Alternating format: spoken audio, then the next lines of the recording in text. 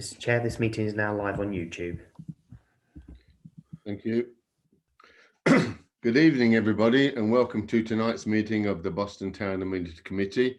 My apologies for starting a little late. My name is Councillor Paul Goodall, and I'm the chairman of this committee, and Councillor Colin Woodcock is my vice chair.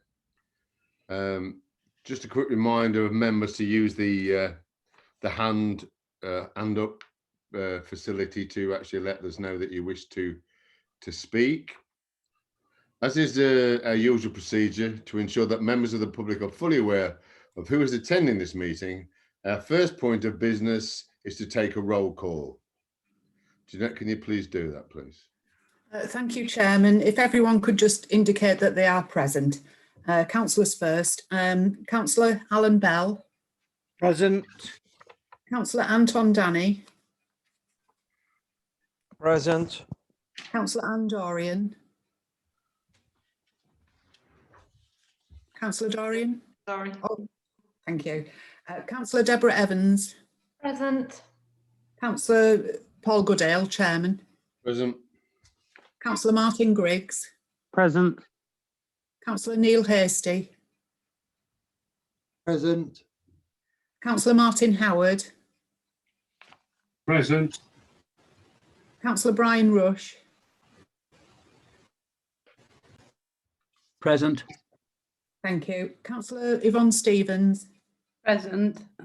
Councillor Colin Woodcock. Present. Councillor Stephen Woodliff. Present. Thank you. Officers present, the Assistant Director of Support Services and Partnerships and the lead officer for this committee is Phil Perry. Present. Myself, Jeanette Collier, I'm clerk to this committee, and our guests this evening are the Head of Policy and Communications for the National Association of Local Councils, that's Justin Griggs. Not working. Present, good evening. Thank you. And the Chief Executive for the Local Association of Local Councils, which is Katrina Evans. Yes, present. Thank you. That concludes the roll call, Chairman. Thank you, Jeanette. Can we now move into part one of the agenda, please? And the preliminary items to receive apologies for absence. Thank you, Chairman. There's apologies for absence from councillors Alison Austin and Vivienne Edge. Thank you. To receive declarations of interest. Do any members have any interest to declare? No, nobody's indicating, Chairman. Item C, to answer any written public questions. Are there any? There are none, Chairman. Thank you. Thank you, Jeanette. Well, that concludes the preliminary items of this evening's meeting. And before we move into part two of the agenda, I'd like to welcome Mr. Justin Griggs and Mrs. Katrina Evans to our meeting this evening, who are going to give us a short presentation on the ins and outs of forming a town council. It's all new to us, so move straight into part two of the agenda, if we can. And I'll ask, I believe it's... Mr. Chairman, before you do... Yes. Sorry. Can I draw your attention, please, Mr. Chairman? I just want an assurance before you get into the main body of the meeting. I have to say that I thought there might have been a little opportunity in after B or C, so my apologies for that. I just wanted to get your assurance that there was some space being left for a follow-up to the last special meeting you had. I didn't see anything on the back page of the forward agenda, so I just want an assurance that the travellers issue will be visited, I think, in December. I wonder if you give me that assurance, and then we can move on. I do apologise for the interruption. I'm trying to set up a, I'm trying to get a meeting for between the police, the Crime Commissioner, RMP, with regard to the policing issues of the traveller site, and obviously the minutes of the last meeting will come to the next meeting of BTAC. So we will be revisiting it, Councillor Rush. Yes. Okay. Well, just before you go, just can you make sure that I'm included in all of those? Being as the ward, I'm the ward councillor. I would just like to keep a real close eye on what as it develops. Thank you very much, Mr. Chairman. Indeed. Councillor Rusher, you and Councillor Evans will be kept up to speed on what is happening along with that, along with Councillor Bell and Mr Mayor, Councillor Danny, as they also abut their ward also abuts the play area as well. But as at present, we've had nothing back from Lincolnshire Police or the Police and Crime Commissioner. But once we do, I can assure you, you will be kept fully informed as to what's going on. Thank you very much, Mr. Chairman. Thank you.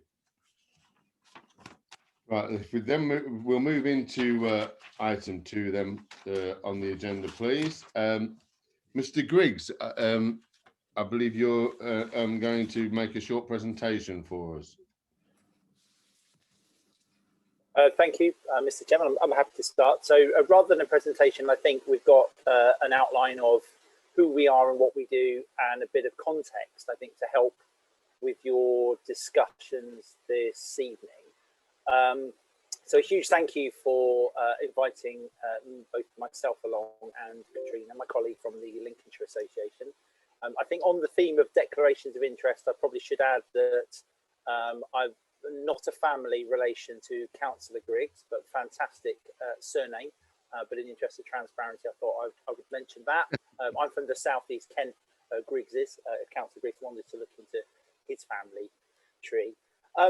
So I'm the head of policy and communications for the National Association of Local Councils. So we represent and promote and support the 10,000 parish and town councils that exist in England. We work very closely with a range of other local government bodies, such as the Local Government Association, who represent all principal councils, district councils, county councils, metropolitan and unitary authorities. We work through and with a network of 43 county associations of local councils, from which Katrina supports councils across the Lincolnshire area. We've been in existence since 1947, still with those aims and objectives of supporting grassroots local democracy, helping local councils to help communities and tackle the challenges that they face. And I think a really important part of our overriding mission is to support communities that want to set up a parish and town council where they live. And that's very much, I think, at the heart of what you've been discussing at your last meeting, and why hopefully we can help as part of the discussion today. And hopefully we can keep this quite discursive in terms of responding to, I think, questions and requests for information that you have, I guess, rather than a presentation throwing a lot of information to you. I think it's probably worth adding that across all of the country, there are 10,000 parish and town councils made up of 100,000 councillors, and hats off to all of you, particularly in recent months, that have been working so hard to represent and support our communities during these difficult times. And we've very much seen that at a grassroots level, where parish and town councils have stepped up, mobilising very quickly to provide that support to our communities, and never more has that been needed, and that's going to continue to be needed, I think, through further challenging times ahead and into the recovery. I think it's fair to say that across the country, the role of parish and town councils has been changing immensely, and they've been changing in terms of the types of people who have been getting involved and driven by a passion for their area and wanting to change things and tackle local issues. And often those local issues can contribute to some of our national challenges, whether that's around housing, health and well-being, the climate emergency, transport, supporting our town centres and our local economies. These are increasingly the kinds of areas that parish and town councils across the country are getting involved in and working with their partners, such as their principal councils. And the police were mentioned then, working with colleagues in police, health and other agencies around their place. But increasingly they are very much doing more. And I think I really want to convey to you this evening, and hopefully kind of, I guess, respond with some more information and some statistics actually around how councils across the country, and particularly in town areas, given that tonight you are considering as part of this, the potential creation of a town council for Boston. We are very much seeing a trend in town areas for those town councils to take on more responsibility, taking over a wider range of assets and services from principal councils, but embarking on a range of projects that are very community-led, community-generated, and are very much focused on meeting local needs. And also the creation of new councils, particularly in town areas, is a real trend. So you're not bucking the trend in considering whether that's right for the people of Boston and right in the context of devolution and potential further local government reorganisation. In only the last 3 years, 48 areas now have a parish or town council to represent them, to give them a local structure that's elected, that has statutory powers to spend local money on tackling their local issues that are set by local people. So very community-led and very community-focused. And that follows the hundreds of new councils that have been created over the last couple of decades. And I've been working with NAUC throughout that time, where we've supported a range of communities from an urban neighbourhood in London through to seaside towns, through to large town areas such as Sutton Coldfield in Birmingham, to go through this this debate and this discussion around whether community power through a parish or a town council is right for their area to take more decisions locally and have more influence over the things that matter to them. So we've got, I think, hopefully quite a lot of experience that we can share with you and share with you going forward. I think not just this evening in responding to your questions, but on an ongoing basis. And we've got worked quite extensively with a number of principal authorities across the country to help them navigate through that process as well. So we've done that grassroots and bottom up, working with local communities and also with principal authorities who've embarked on a community governance review. I'll pause there, Chairman. Thank you, Justin. Did you want to add anything to that, Katrina? Sorry, so yeah, I guess for ourselves, for the for LAUC, it's about what we provide as a service to the member councils. Just to say that in Lincolnshire, we're very fortunate. We have a high membership.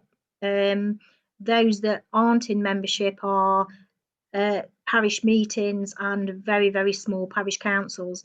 I can name the two slightly larger councils. While we're vast as a county, we do have a lot of small councils in Lincolnshire.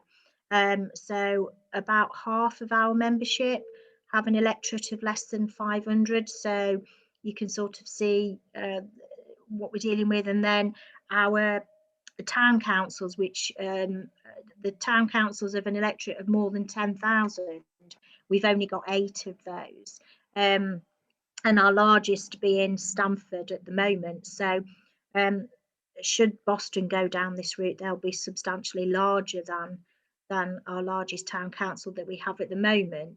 But the services we provide, I suppose, is that advice, the guidance, and also the training arm that we have. So you know, the first port of call for our membership, and of course feeding through from the National Association is all the information, the updates to legislation, and various resources. So I think membership can be invaluable, and the majority of the councils, as I say, we're very fortunate. We do retain membership year after year. So and our fees are very modest. So. Good. Thank you for that. I will open the meeting really now to the committee then to ask questions. I have quite a few, but I'll let the committee have a go first. So any members wish to ask questions or make comments as to what they've heard and well, really any clarifications they want. Councillor Stevens.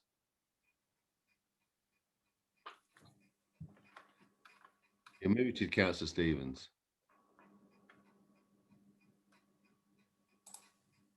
Thank you. That always helps, doesn't it, to unmute? It does, Ivan, yeah. Apologies. The question I've got relates to the mayor of the town. In recent years, Councillor Rush was the mayor, and he had the officer, he had Andy to assist him. When Councillor Skinner was mayor and I was deputy, we didn't have any assistance at all. And I found it very, very difficult because I was on my own. And obviously, Councillor Danny is managing as mayor. And then we've got Frank going to be mayor eventually next year. Can we, when we're setting up a town council, can we put in place the officer to look after the mayor? Because I think it's essential. Lots of other towns have it. I know we were on a cost cutting when it was decided upon to take away the mayor's officer, but I really think it's essential, and I'm sure probably Councillor Rush would back me up with this, because it's a tough job and it's an enjoyable job, but I do think you do need support.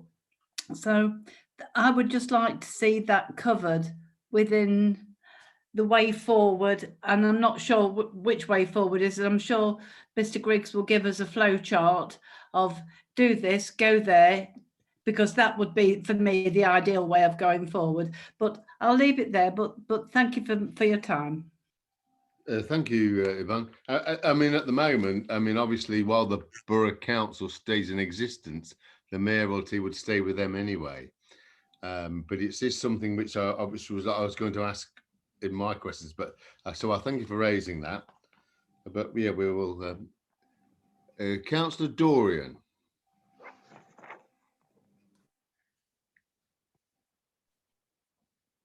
Thank you, Mr. Chairman. I think that that question that Councillor Stevens raised begs far too much detail at this stage. We've got no idea how much money we're going to have. We've got no idea if we're even going to have the mayorship at this stage.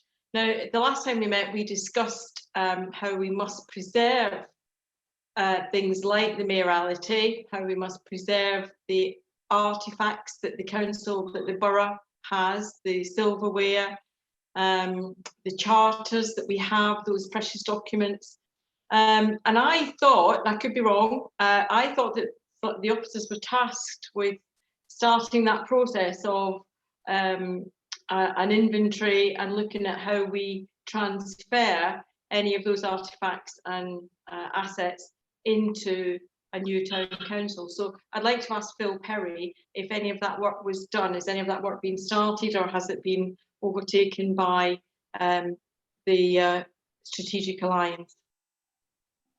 No, Chair, basically we determined to have this meeting with Justin and Katrina first, because there is a flowchart which has been attached in Appendix A of the report to give an idea of the sort of the actual process we would follow in setting up town council. And as part of that process, then all the other elements that have been discussed would sort of start to be drawn in at that point to be determined how they go forward.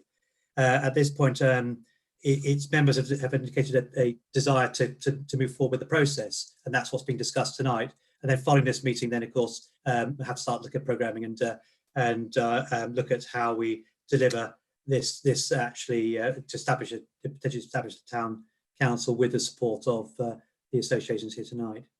Yeah. Okay. So, Chairman, then that then begs the question of whether we do go forward at this stage. I mean, one of the crucial aspects of this whole project was whether or not the current government moves ahead with local government reorganisation. And there's been no announcement as far as I'm aware today. Obviously, that could change. The government are preoccupied in upskittling the country as much as they possibly can at the moment. So I see that they're busy. But my view, as you know, Chairman, was beforehand, if there was no re-government organisation, I didn't support the formation of a town council. However, if we were going to go to a unitary, then I would throw the weight of my support behind that. So I feel like I'm in a bit of a cleft stick with that, I will say that. And also, I wasn't aware that we were making a decision tonight, so I'd be grateful if you could clarify that, Chair.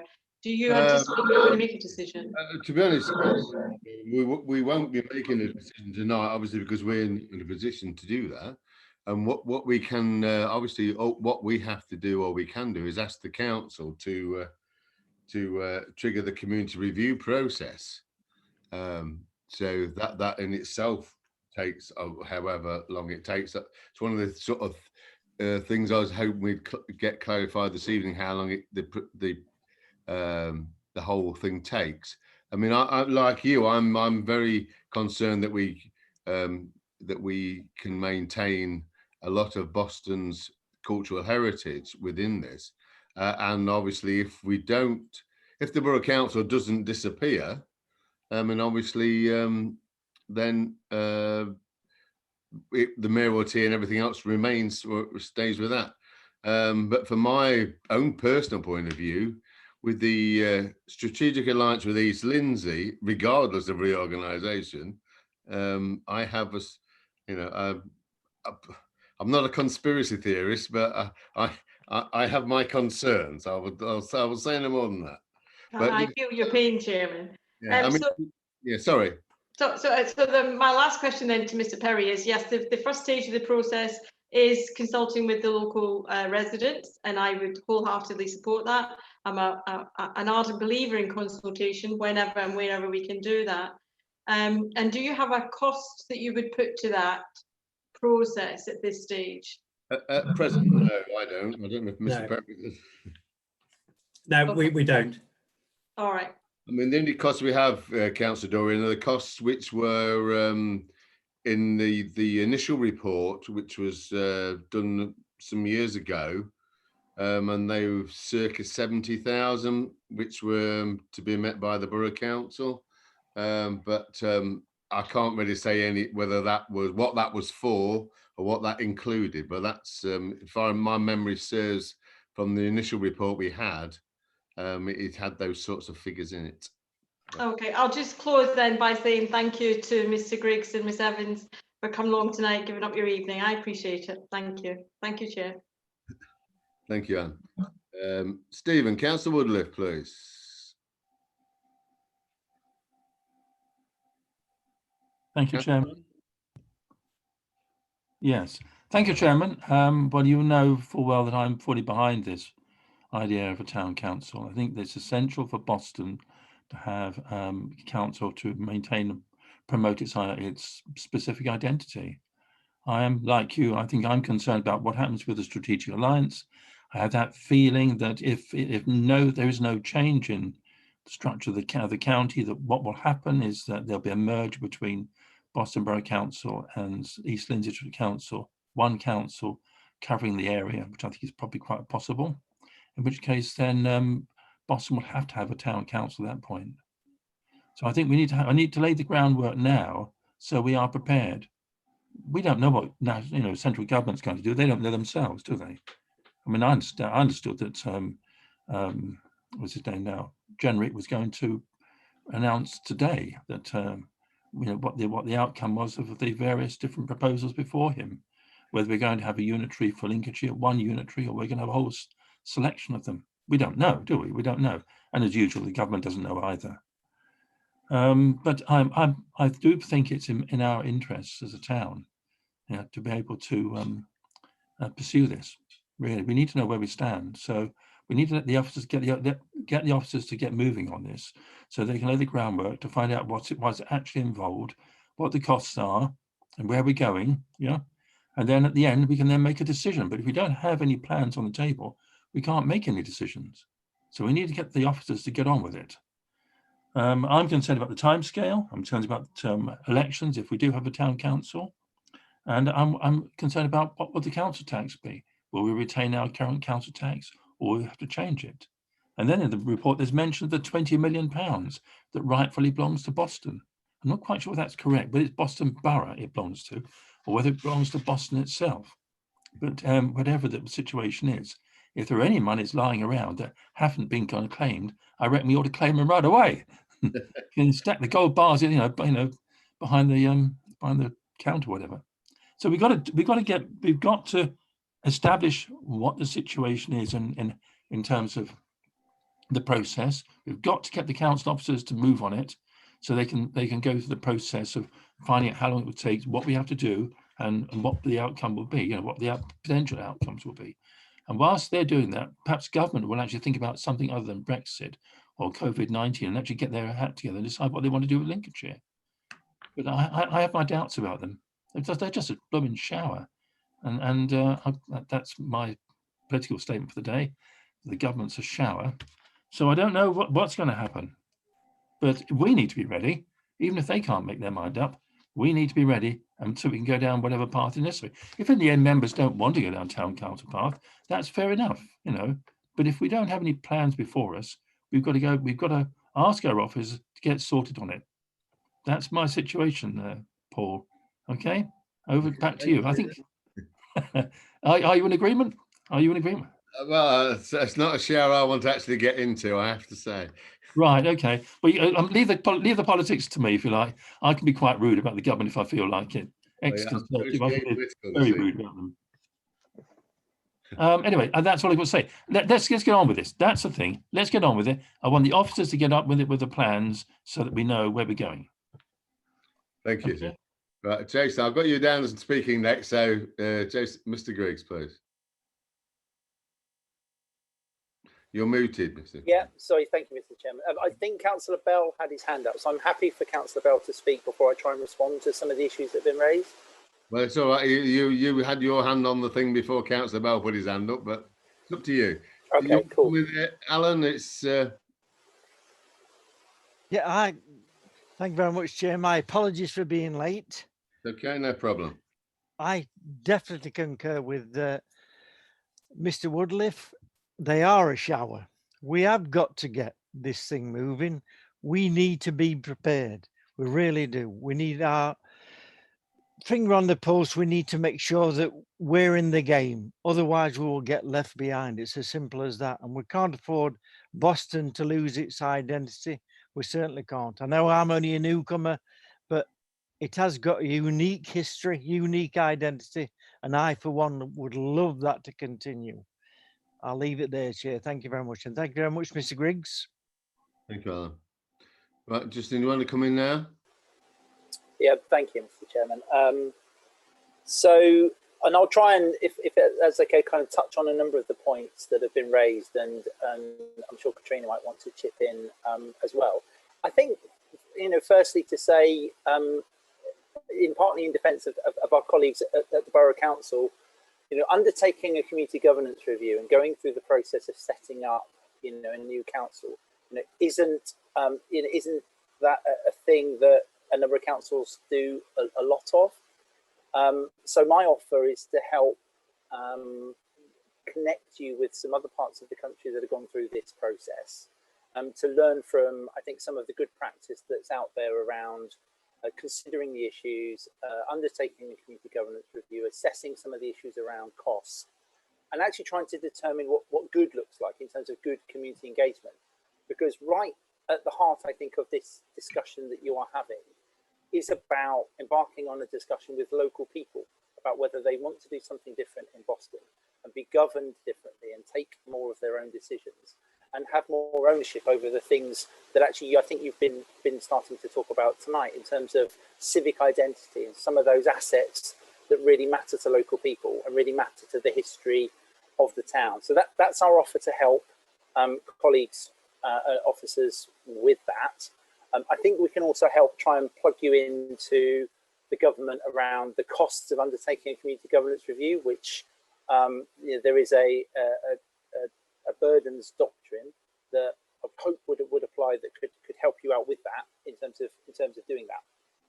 If I try and turn to, I think, some of the issues that were raised. So Councillor Stevens started off with, I think what's not an unimportant issue around the mayoralty and that first councillor of the town. The difference between a parish council and a town council kind of first and foremost is that ability to elect a mayor to provide that civic figurehead and leadership of the town, and so many of the towns that we know and work with, you know, it's a really important part of their function, which they decide to invest in and to support. And I think that speaks to, I think, some of the comments that Councillor Stevens made around supporting that mayor and that mayoral function.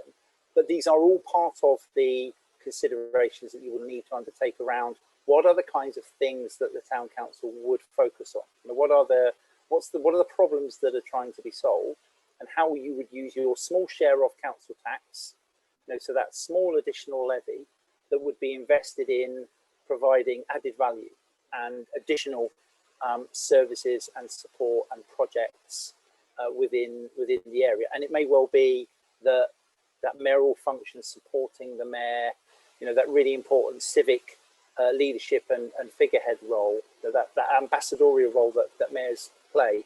And you know, just to give a plug, there's so many kind of councils across the country, you know, are really bringing their younger councillors forward, you know, into those mayoral roles to really champion the fact that actually, you know, all of you brilliant councillors come in all different ages, shapes, you know, and sizes. And I think it's a really important way of connecting with local people about the work of our local government and our local democracy.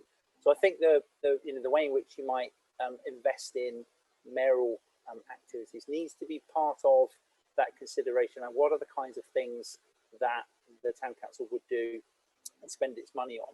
And Councillor Dorian talked about I think some of those issues around assets and some of the things that you've identified previously in your report that would be the product of a discussion and a negotiation between, you know, what would be a town council and the borough council around the transfer of some of those assets, and you know, that would be part of the process. And I'm sure, you know, a number of you will make your views loud and clear around, you know, the importance of those assets, where they should be held, who should be the custodian of them, and the upkeep. But that will sit also alongside other kinds of things that will be part of those discussions around things that at the moment the borough council is responsible for, that it could transfer the ownership or the responsibility to a town council, which is very common, very, very common to see that transfer take place, to ensure that the town council has, you know, the starting off with, you know, a number of functions and assets and responsibilities that, you know, local people would see that the town council should be running. I think I've touched on the issue around community governance review costs, and again, we can help, I think, provide you or connect you with some other parts of the country that have gone through this process that could give you an illustration of how it's worked for them and what those costs are. I think, as you set out in the annex paper, which provides the flow chart for the process of conducting a community governance review, you know, broadly sets out some of those key issues and those key milestones that you would need to consider. And it is a 12-month process for that to take place. And I think some of these things, and you'd expect me to say this because we're a pro-local democracy, pro-localism organisation, so many of these things would be part of that community governance review. And that governance review, you know, is about testing public opinion. You know, it's about engaging with other groups and other organisations within the town about this wider conversation around whether to have a town council and whether local people should be more in control of local decisions and better able to influence other decisions that affect them in the area. That's what the community governance review is intended to do. And I think, has already been alluded to, the final decision as a result of that governance review still rests with the borough council. So all that governance review would do would be to continue that discussion, continue that engagement with the local people. And as the paper says, you know, that can be triggered in one of two ways. The local people can come forward with a petition that would automatically trigger beyond the threshold the borough council to undertake that review, or the borough council can decide, you know, given that there is already a discussion underway and a feeling that this is something that should be considered, the borough council can trigger that governance review and take that 12-month period to have that, you know, that deep engagement, have that conversation with local people, consult, you know, more widely, and set out the kinds of things that a town council could be doing and take that to local people. Very much broaden this conversation out from colleagues here, some of those that will have tuned in through other online means and YouTube, and have that conversation with local people. And then Councillor Woodcliffe was talking, I think, very much still around kind of understanding that process and finding out a bit more about these kinds of things. That's all part and parcel of the community governance review. So, and I think, as you'd probably expect me to say, and Katrina to say, I think irrespective of local government reorganisation, very much the trend in other parts of the country is for an empowering of communities, a levelling up of local democracy. I think redressing that democratic deficit that currently exists in Boston, and having that discussion, having that debate with people in Boston around whether a town council and the kinds of things that it could address and do for local people with a bit of added investment, but being able to lever in money from other sources through grants, etc. Whether that helps, to address some of those challenges. Yeah. Thank you, Justin. Councillor Danny, Anton, please. Thank you, Mr. Chairman. I have a few points to touch on. I think before I will put my question to Justin and Katrina. In my opinion, we will need probably a very deep review on other small parishes and councils and town councils, so we can understand how it works and how they manage their towns and what mechanism they use. My first things, which is I would like to know, is our finances, how they're going to be, what impact of the finances on the town. Of course, we need a team of officers. We need a team of other staff to support the officers. Where we're going to be situated? Are we going to be in the old council, or we have to have other, our own place? This is few things. How independent we're going to be? What will be our duties for the town, for Boston? Yes, the role of the mayor. There is other things which is it's probably a bit complicated for Boston more than probably other places, is how we can identify our borders with our parish councils and other villages around Boston. As an example, we have Friston Road, and then you go to Eastwood Road, and that's become Fishtoft, part of Fishtoft. So this is the consideration, but we need to learn more how a town council work, and probably Stamford will be a better example because it is a bit probably as big as Boston. We need to see their budget, how they work, how things work for them. So we will need probably all of us to have another session with Justin and Katrina to give us an overview about other little towns, same size as Boston, so we can have a rough idea. I mean, as I said, and I stated before, about the staffings and how it's going to work. We need to know precisely what's our population, how many people we're going to have, how many residents of Boston, because we need to know these things, and then we can decide on the budget. So all of these things is questions probably Justin can answer, or Katrina. They are more than welcome to answer, both of them.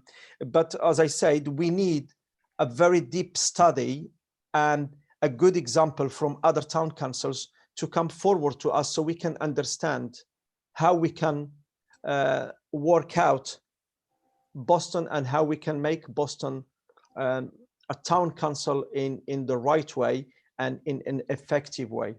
Thank you, Mr. Chairman. Thank you, Anton. You put your hand up halfway through there, Katrina. Did you want to come in there? If you're happy for me to come in now, yeah, absolutely. Yeah. So just to, I've got a few background pointers from. I took Stamford as one of the being the largest council that we've currently got in membership. So just to give you a rough guide from this year's precept. So Stamford has a population of just over 18,000 and an electorate of 15,000, because it's obviously based on electorate as well. and their precept was 538,133. So that was the precept for this year. So for Stamford, they look after their cemeteries, the allotments, recreation grounds.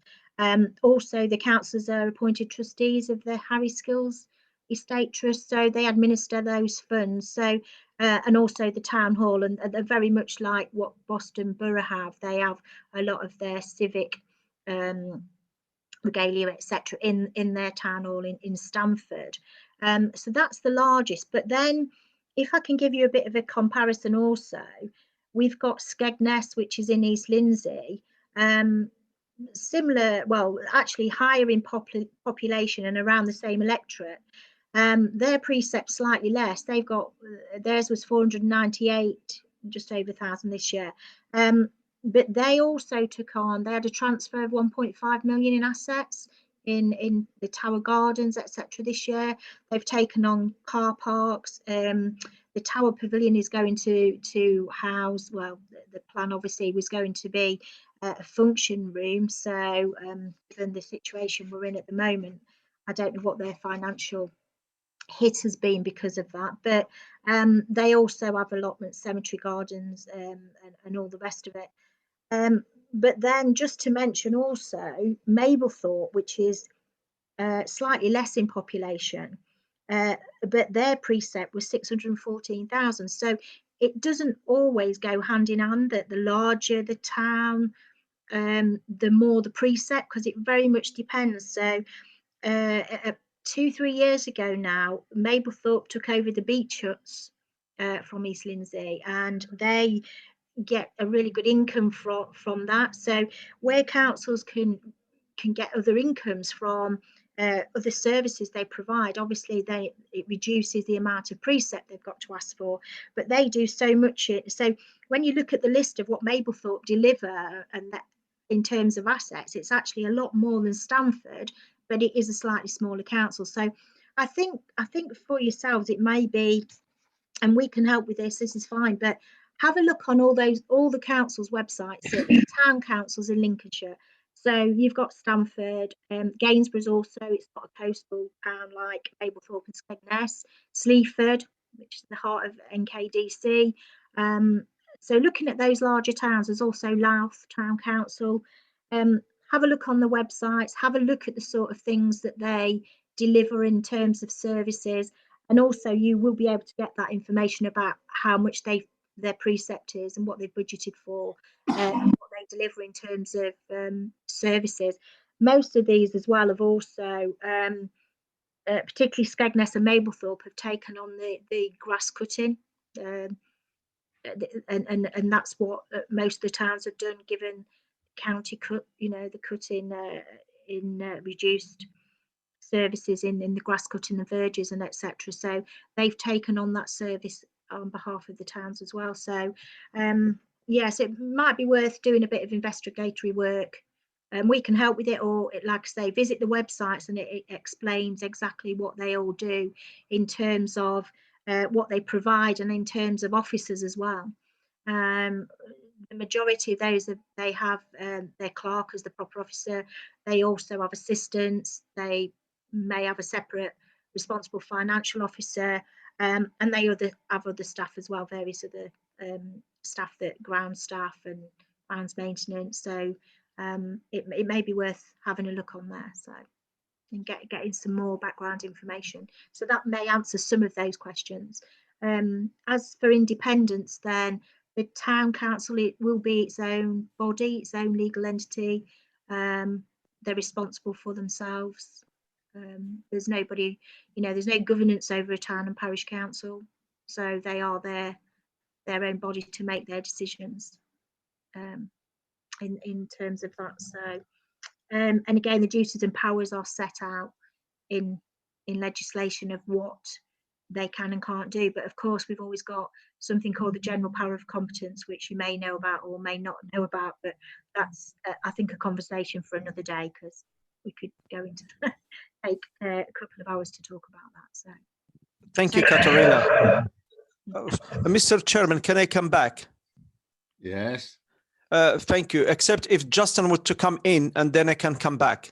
Well, Justin's indicating, I don't know if it's anything to do, if it's indicating for your question or whether it's just a general comment. Yeah, no, I'm happy to add to what Katrina said, and I think respond to what Councillor Dunny said. I think it's worth still recognising, and you'll be familiar with this with the parish and town councils outside of Boston, that in terms of powers and duties, it's a very permissive regime. As Katrina said, there are very few duties, so things the town council has to do, but there is a vast array of powers and tools to do things. So it really does come back to what are the things that people within the town want to tackle, want to spend their money on, want to improve the local area, and there are a vast array of powers to do that. And Katrina said, there is a power to innovate through the general power of competence, and on that benchmarking, as Katrina's already highlighted, we can help you identify and give you some examples of other town councils across the county and beyond, that are doing things that might provide you with some food for thought and allow you to benchmark against the kind of investment and costs associated with them. So, the national average in terms of what parish councils cost is just over £1 a week on a Band D. The vast majority of councils across the country are quite small, and 2/3 of councils spend less than £25,000, although that is on the increase. But it's notable that across town council areas, the additional investment that's going in, the leveraging of funding from other sources, and taking on more responsibilities for the area. So as part of this process, we're happy to share that kind of information with you to give you, I think, a few examples of what's happening elsewhere. Again, like I said, to provide you with some food for thought around some of those areas that are being really creative, really ambitious, and really innovative. But it does come back to, what are the local issues that people really, really care about, that they want to tackle, they want to invest their money in, or where in particular they want to add value to the work that principal authorities are already undertaking. And so if you continue in a three-tier structure, if a town council was created, there may well still be some things the town council wants to enhance and wants to add to. If reorganisation does happen, that opens up a different scope for the council to potentially do more. And I think, Councillor Dunny, you would also referring there in terms of kind of capacity and office and staffing. These are, again, I think all of the things to consider through a community governance review, looking at what happens elsewhere. And that's why I'd urge you, the community governance review is the formal part of that process to do those kinds of things.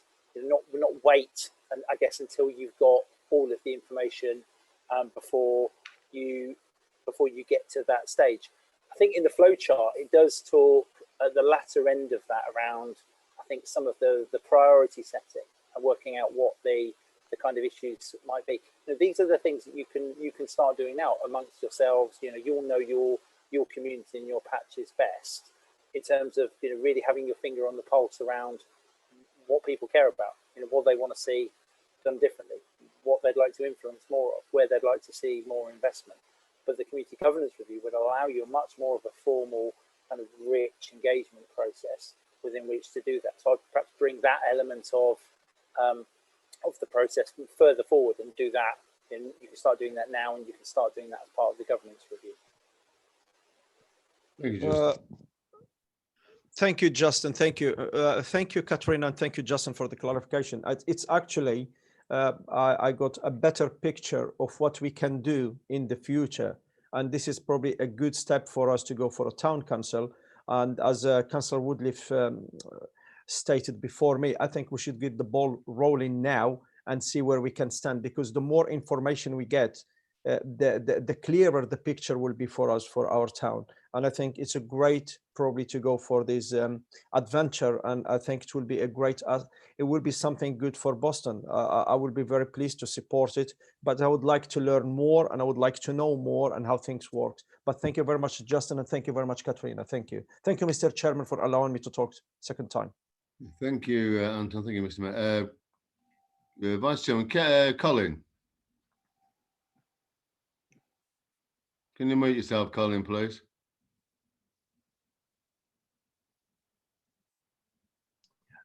that unmuted? Yeah, there we go. Right. Good evening, all. Yeah, I think one thing that I think we have got to consider and look at what we manage is levering the support of the people of Boston. But at this point in time, I don't think anybody's mentioned it. We're in the middle of the virus, okay, and it is not going to go away in the short term, and it will still be there whilst we're trying to put things into place if we go ahead. And I sincerely hope that we do go ahead. At the moment, I think people's minds are focused on the virus. They're focused on, is my job still going to be here in a week or two or a month or two? Because I think we're on the tip of it. It will get, I really do think, far, far worse as we go approach Christmas and thereafter. And what we've got to do is we've got to lever the support of the people of Boston. I do feel that even in the election, council election, a lot of people didn't have a good understanding at all of anything, what was going on. And people would ask the question, Colin, what's about this? What's this? And I think to move ahead, we've got to get the people on board and look at mechanisms by which we can do that. Today's world is all about things. I've lost my phone now, I don't know where it is. They have phones, they have social media and the rest of it. And I think we've got to clearly explain to the people of Boston, this is what it's about. We want to maintain our heritage, we want to move ahead, and we want your support. But we've got to make sure that they actually understand that. We have talked previously about having our own BTEC website, which I think would be an excellent idea because we can move ahead and do what we want with it. It really does worry me, you know, about the time scale that we'll have to activate things. We can't hang about at all. And don't forget, there's the process of voting and everything. The world has changed, and we've got to do what we need to do to make sure that is how we can move ahead. We need the support, and let's do it.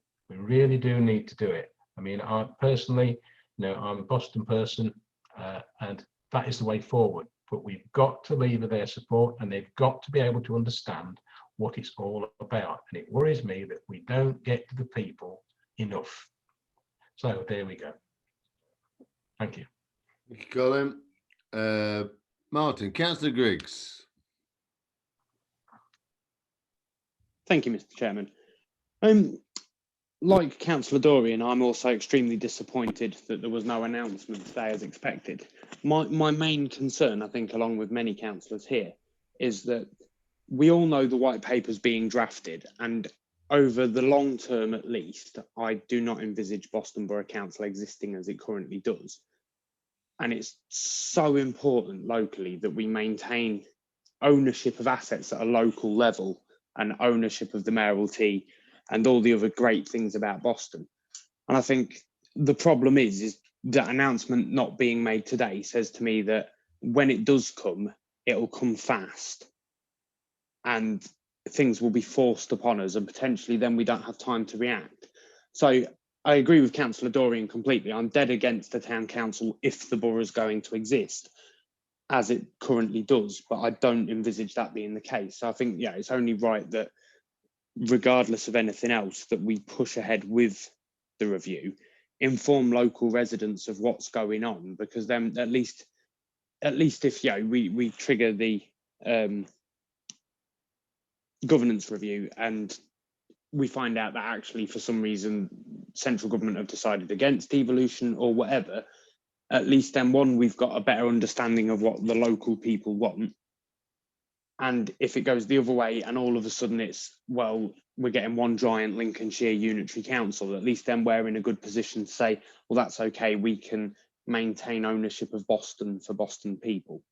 And I think for me, that's the main thing. I mean, I completely get that we can enhance local services and whatnot, but I think Boston's not a huge borough. And I think if it was just an extra tier of government to do that, I think that would be a complete waste of money. For me, it really does hinge on the maintaining of Boston assets and stuff for Boston people. So I think we're going to have to move forward to it, because the governance review is going to take a year. And then, you know, it'd be nice if we had some indicative timelines of how long after that, if we wanted to move forward, how long that governance review remains current. So if we finished it, you know, and it didn't look like devolution had moved on, can we then postpone everything for 6 months without having to go back out and do a review? Or do we have to sort of make a decision there and then? Any information around that would be great, I think. Thank you, Mr. Thank you, Martin. Deborah, Councillor Evans, please. Hello, thank you very much. Thank you for the information. I don't know if the public will want to get on board with this. Definitely not at the moment. I can't see that happening. If we save people and the town money, excellent. If we're wasting money, it's a worry. Maplethorpe has a lot of poverty, and the Stamford doesn't, so it's very hard to compare like for like. So I think we need to hear the negatives as well as the positives. And then also, from what I hear, people can't afford the beach hut anymore. So sometimes if we're just looking for ways, once you're a town council, to take more money off the public, more money off the public. Also, it would be a plus if we could have some toilets. So that would be a plus. Maplethorpe, yeah, so let's have a look. So I've been jotting some things down.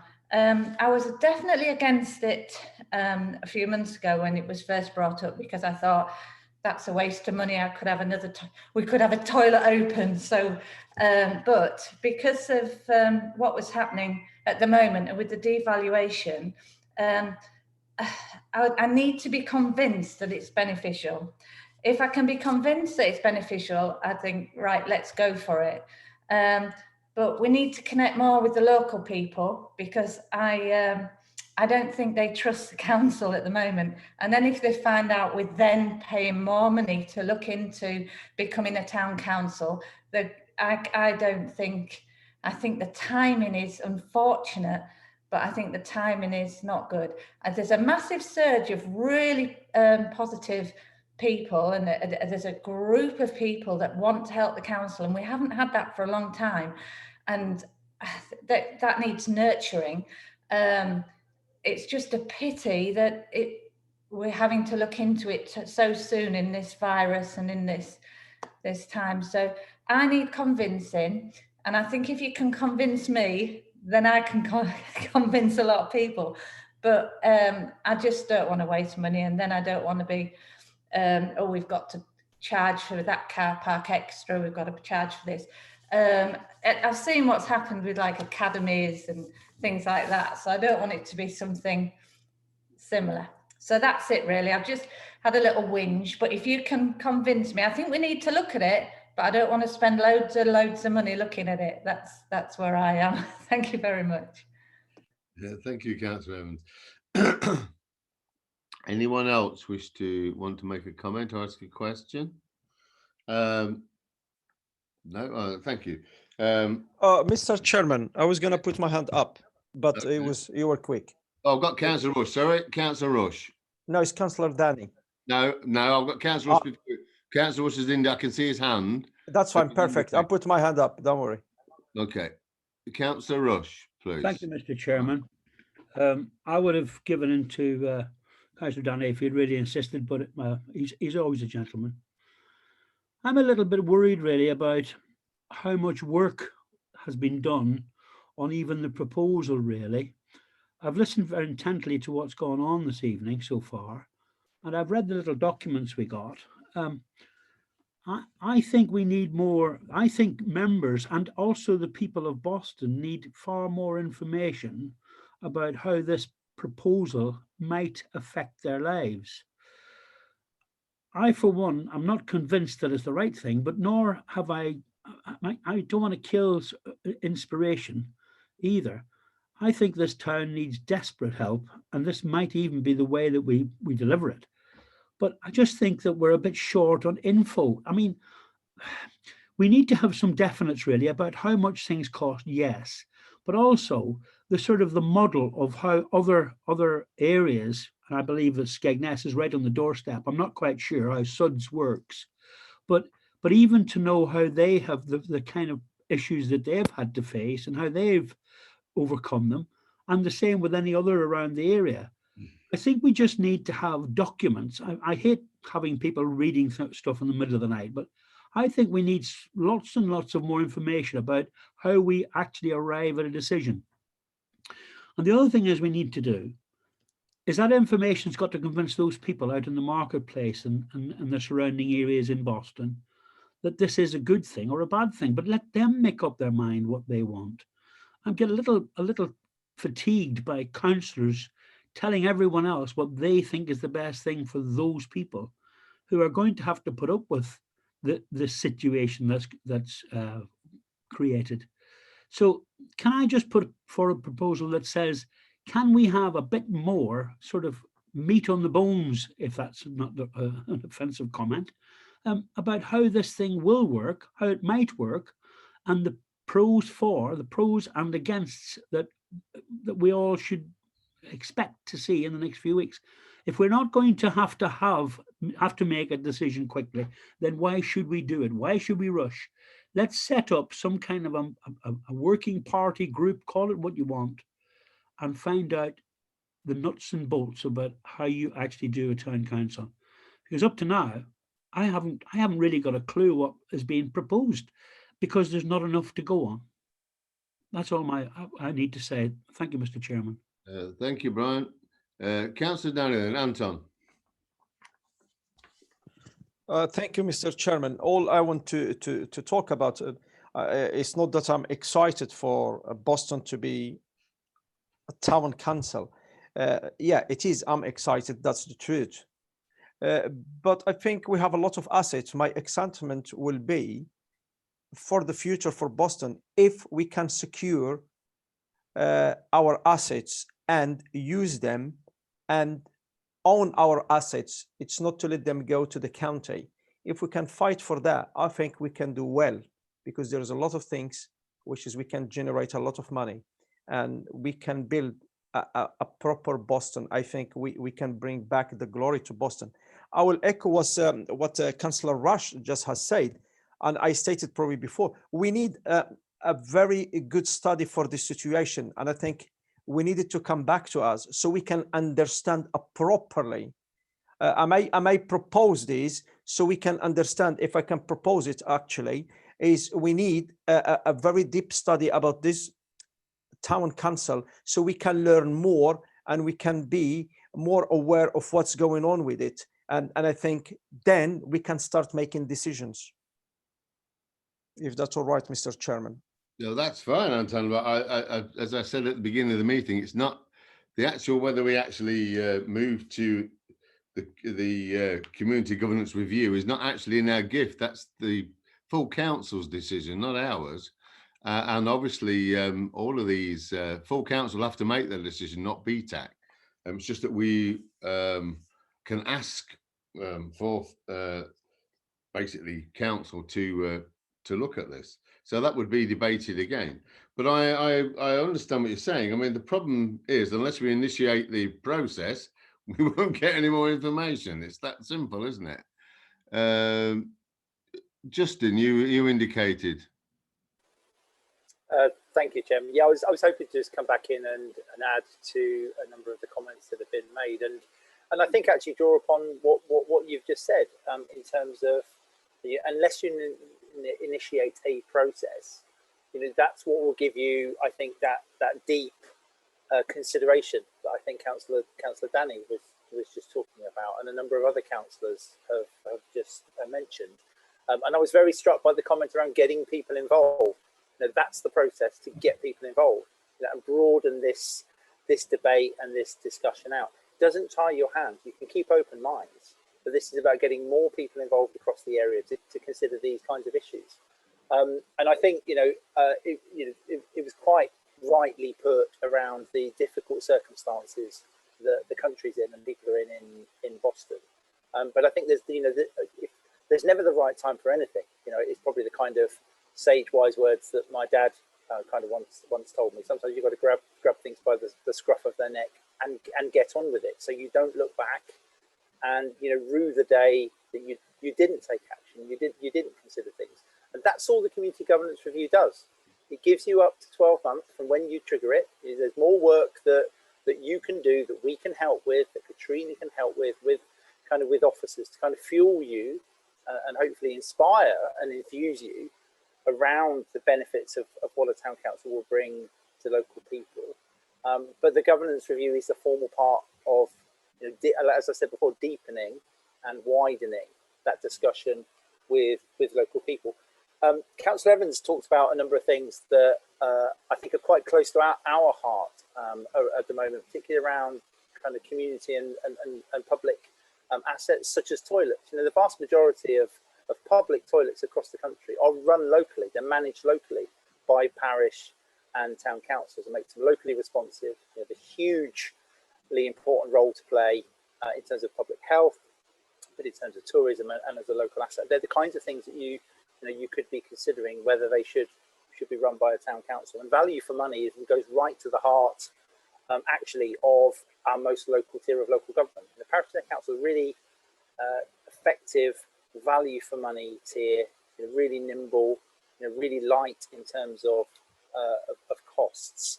And I think that would be very much at the forefront of people's minds as part of this. And again, we can help you with some information that would kind of tell you what goes on in other parts of the country and how town councils are really good value for money. And Councillor Rush again talked about the need for further information, perhaps setting up a working group.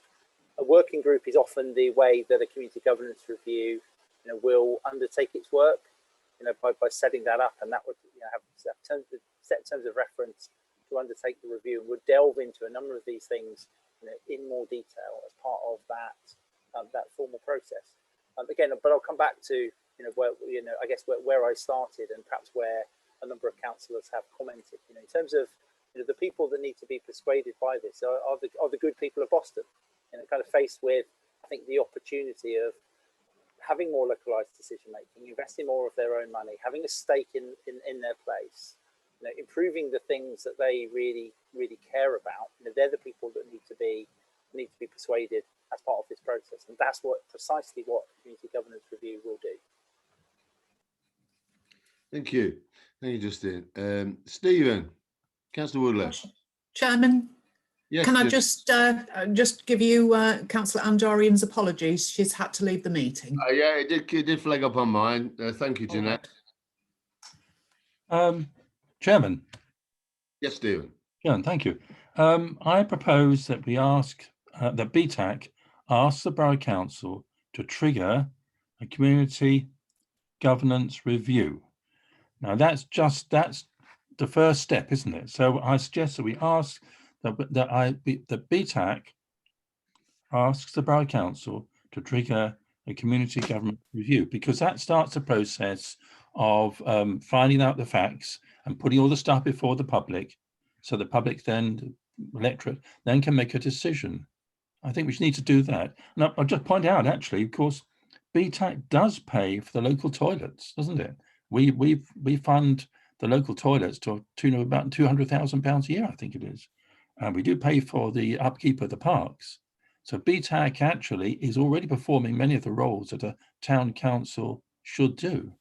But we need to go a bit further, I think, and take charge of it ourselves. Because at the present minute, we're in a committee of the Borough Council. Naturally, the Borough Council could take all our funds tomorrow if they wanted to. So, we don't have that independence which we need. And we don't know what the future holds. If it turns out that nothing happens and the Borough Council continues as it is, well, then we take it as we find it. But I have a shrewd suspicion that's not going to happen. I think that the government's going to move much faster than we think. It hasn't been an announcement today, but I wouldn't be at all surprised to hear they make an announcement and the timescale is greatly reduced, because they'll want to save money. And as Chancellor already said, they're going to raise taxes. Raising taxes and saving money tend to go hand in hand, don't they? Sometimes more likely saving money. So we may well find that the government grants that we have enjoyed up to now disappear overnight. So we need to be ready for that. So we need to be able to move on this quickly, set the review up, find out what all the facts are, find all the information that we need, let the public decide. But we can't do anything if we don't start the process. So I'm proposing that we ask, that BTAC asks the Borough Council to trigger a community governance review, because that's the first step. And that's just a review, isn't it? Okay, thank you, Chairman. Thank you, Stephen. Is there a seconder for that proposal? I will second that, Mr. Chairman. I put my hand up, so. Yeah, Councillor Danny, I was going to come to you. Thank you, Councillor Danny. Just to second it. Thank you. No worries, Councillor Woodley. Thank you. Right. Councillor Rush, then, please. Yes, Mr. Chairman, can you hear me? Yes, yes. I'll ignore the fact that I was probably first, but I can rely on Councillor Danny's inspectorial situation that he will, I'm sure, promote exactly what I want. I think we do need to have this. I think we do need to have an overall look at what is being proposed here. And it seems to me there's a fair bit of harmony, with caution, that we need to move forward with this, but we need to know the ins and outs, the nuts and bolts of what has been proposed, because Boston has made a number of mistakes before, and I will make no apologies for saying that, and regret has followed. I don't want to see that happening. If this is going to go forward, I think it should be with the consensus of the people and the councillors getting fully behind a proposal like this. But for us to do that, we need to know exactly what it's all about.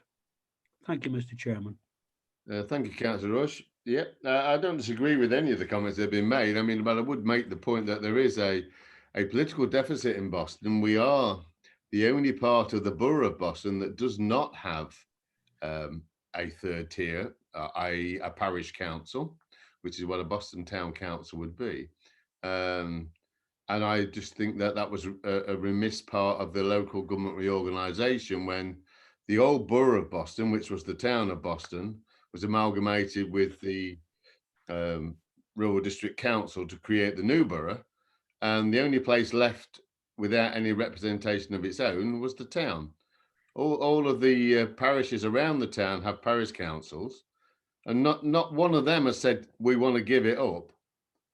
So it just seems strange to me that at Boston we seem to be resisting as not having the same principle. But that's just my own personal view. I mean, I'm obviously been in favour of town council for many years, and but that's it. That's my own personal view. But that's so we've had it moved, we've had it seconded. Does anyone else wish to speak? Can't see any more hands. Councillor Woodcock. Yeah, just to finish on that. I mean, I totally agree with what you, Councillor Woodliffe has proposed, and I would second that on any time. But I think we've also got to stand on our own 2 feet as BTAC a little bit here, and not be dependent on material that's necessarily put out by the council. I mean, we are our own entity. Let's be ourselves and let's project ourselves. We need to be doing it, not waiting for people to help us. Let's get on and do some of this ourselves, because we're capable of doing that. Thank you. Thank you, Colin. Right, it's been moved. Does anyone else? Can't see anybody else. Did you wish to make any further comments, Mr. Griggs, Justin? No, Chairman. Thanks for bringing me back. I think only to reiterate, I think the offer from myself and probably from Katrina that we set out previously to provide as much information, or assistance through this process as you need. Thank you. They have been well noted. Thank you. Can I ask then, Jeanette, that we take a vote on this, the proposal by Councillor Woodliffe? Yes, Chairman. So it's been proposed and seconded that BTAC asks the council to trigger a community governance review. If members could indicate clearly whether they are for, against or abstain in the vote.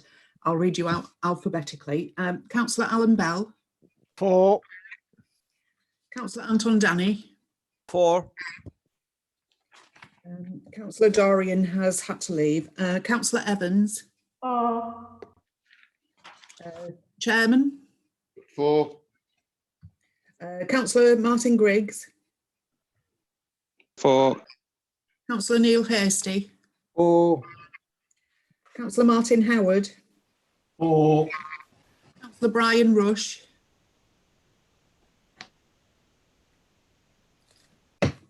Councillor Rush.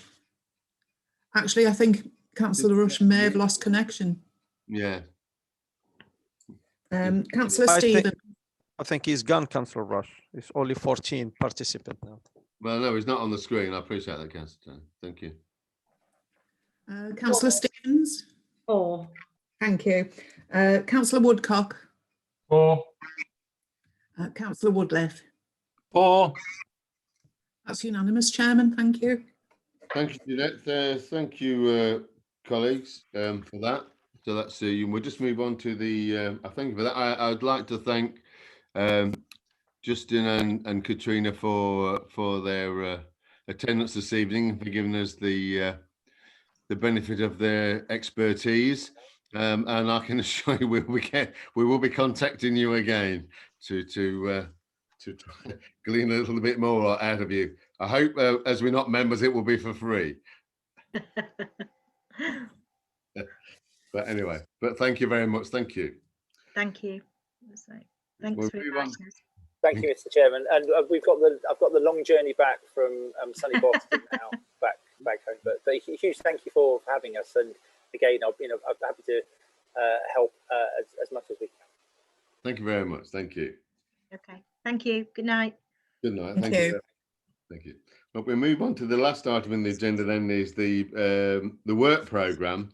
As you can see, the next meeting would be on the 16th. We have the BTAC report, the annual review. I mean, obviously, in that would actually be the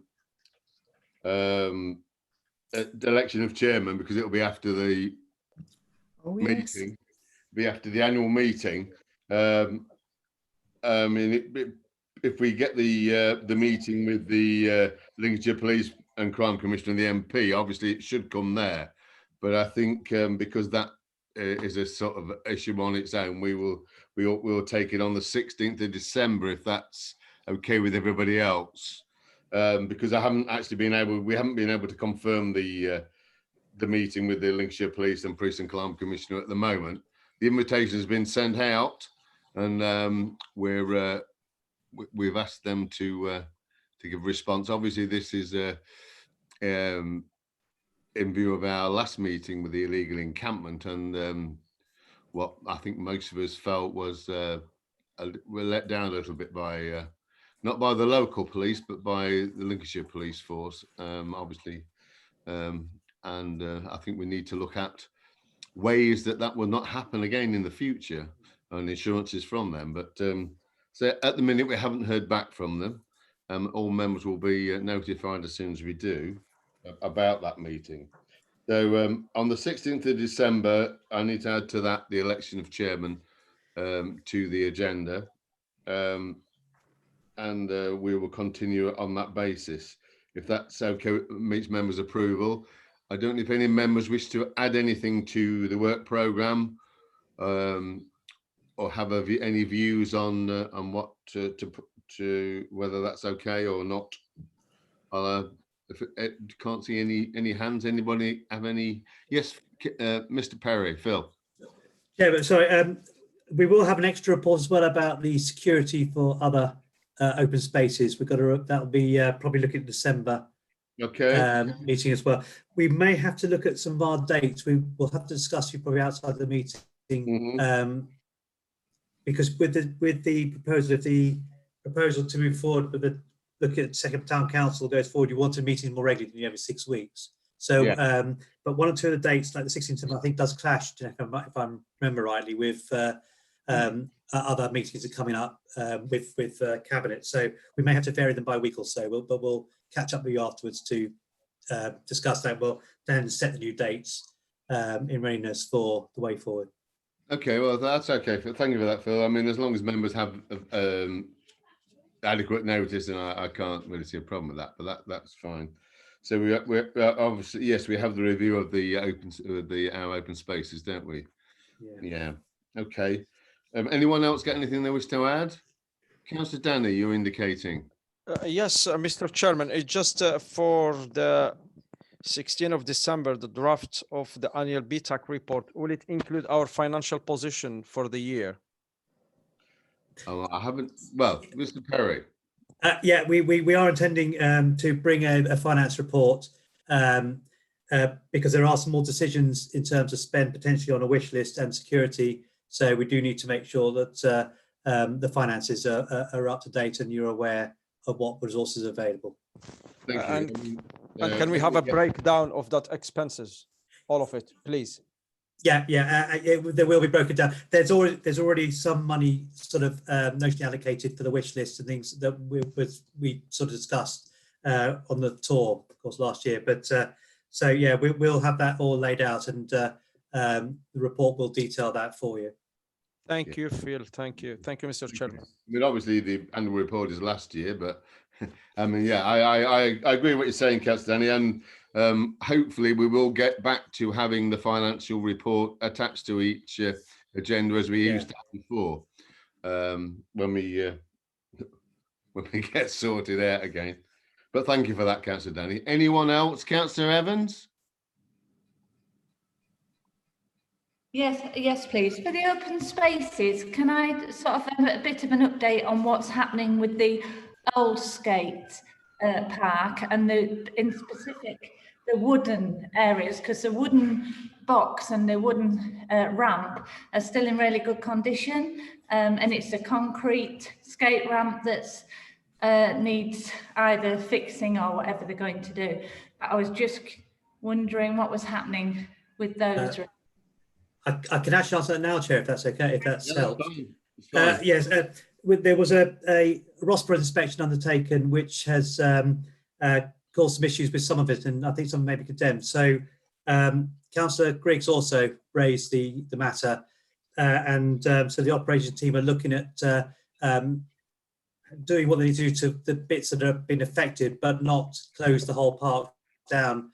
It was noted, of course, that there's a huge increase in people wanting to use skate parks at the moment, in terms of since a new one opened. So having both of them are available for the moment was seemed to be a sensible thing to do. So I understand that's being looked at very, very quickly to try and get that resolved as best we can. It may be that some pieces have to come out, however, the majority hopefully will stay, and we may have to look at sort of a gradual decrease in that facility, and maybe look at opportunities for other facilities as we go forward, if that's something that the committee wish to consider us trying to find money for, or external grant to support. Right. No, that's interesting, but I just need to, I know the concrete ramp is definitely not usable apart from for bikes, so that definitely shouldn't be used. But I just don't want the really good wooden box and the wooden ramp, which the children love, and I think, as far as I'm aware, is still in really good condition. It'd be such a shame if that sort of disappeared at the same time, you know. But thank you for.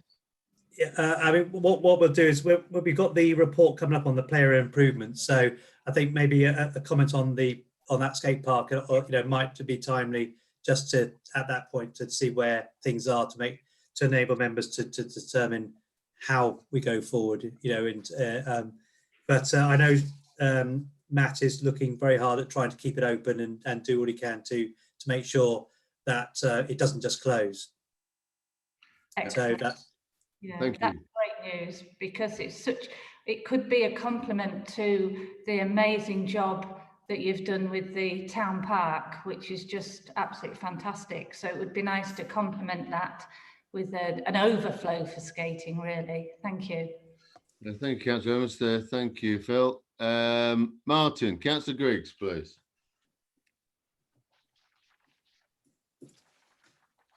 Councillor Griggs. Sorry, I'm still muted. I'm sat there trying to talk and no one can hear me. Yeah, I just thought I'd provide a bit more information for the committee.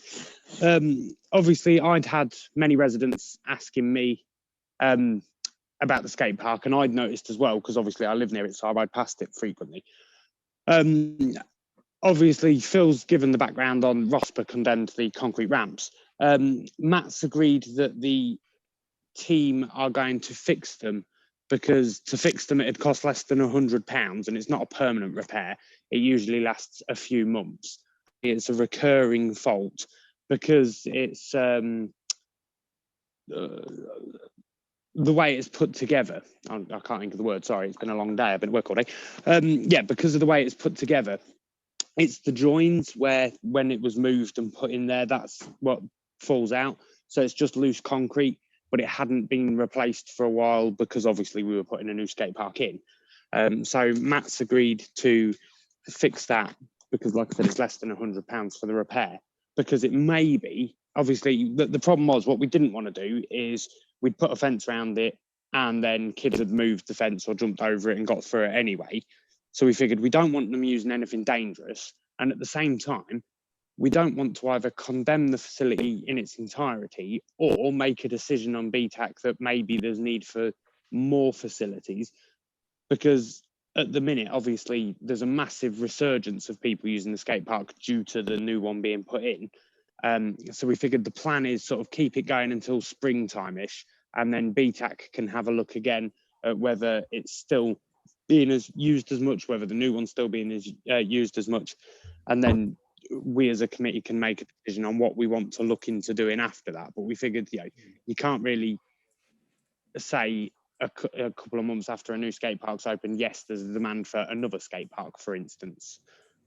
So I hope that provides a bit more information to members. Yeah, thank you for that, Martin. Yvonne, Councillor Stevens, please. Thank you. I'm going to go back to, excuse me, to when we had one of the trips round all BTAC facilities, and we went to St John's Park, and the rubbish around the area was terrible, although I do know that our chaps do pick up on a regular basis there. But also when I was with Fran looking round, there was all sorts of drug taking paraphernalia, and I think because that skate park, call it the skate park, is in such an out the way place, I personally don't like the idea of keeping that open.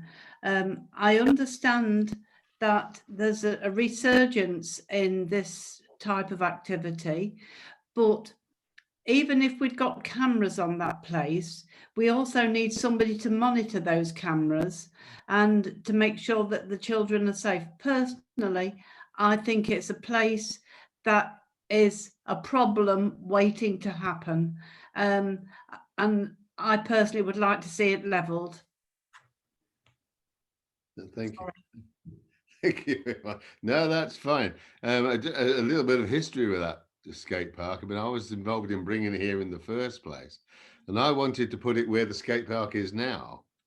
But our enlightened council at the time didn't want it anywhere near the town centre. They wanted it as far away from the town centre as they could possibly place it, and they chose to place it there. So that's the history of why it's actually ended up there. That's another story. But you know, I'm pleased to say that this council is far more enlightened now, and we have a skate park where it should be.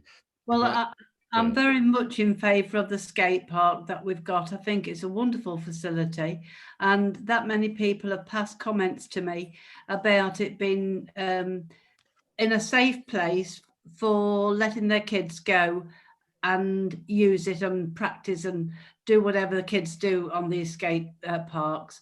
But the one on St John's Road, I think that is an accident, an issue waiting to happen to any child that's there because of the drug taking paraphernalia.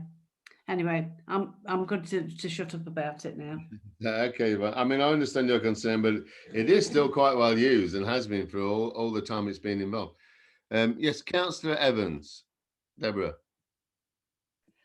Right, I'm just hang on a minute. I'm just going to come back on the I'm the biggest fan of the new skate park, but the increase in skating, mainly because of that park, and also the amount of people that are coming to Boston specifically to use that park is brilliant. But it's such a success that you do need to still have the other park for the amount of people that it helps spread it out a bit. Also, all the young people that are using the other park, do I now turn around and say to them, oh, because of drug takers who the police should sort out, that shouldn't be able to do this and shouldn't be able to go and take a children's park. There's mums with little children that walk there, that don't have a car, that walk to that park.